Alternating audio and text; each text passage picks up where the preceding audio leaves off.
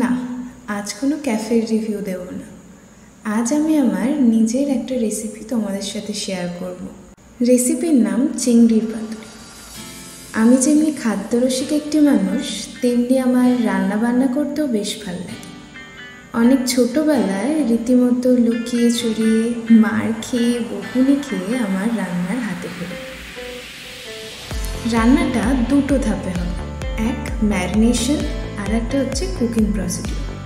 ম্যারিনেশনের জন্য একটা পাত্রে পরিষ্কার করে বেছে নেওয়া মাঝারি সাইজের চিংড়ির মাছ নিয়ে তাতে একে একে সর্ষে কাঁচা লঙ্কা বাটা, টক দই, নারকেল বাটা, হলুদ গুঁড়ো, স্বাদ মতো নুন আর বেশ খানিকটা পরিমাণ সর্ষের তেল দিয়ে ভালো করে মেখে নিতে হবে।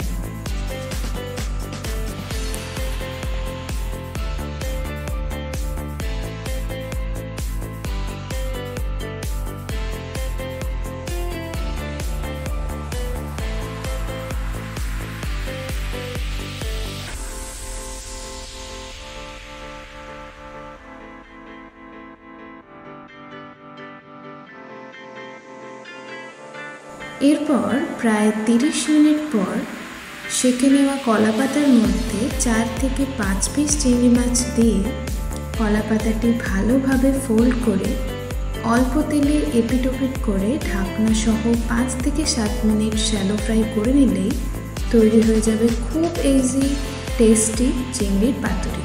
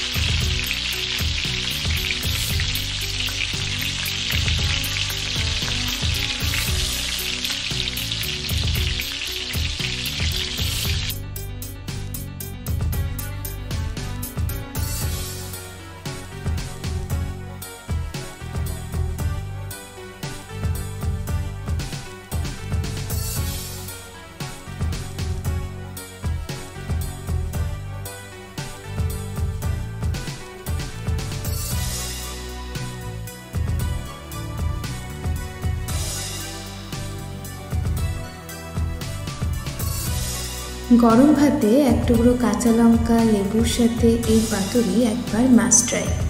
ভালো লাগলে জানাতে ভুলবেন না কিন্তু। আজ তবে আসি, আপনারা সকলে ভালো থাকুন, সুস্থ থাকুন।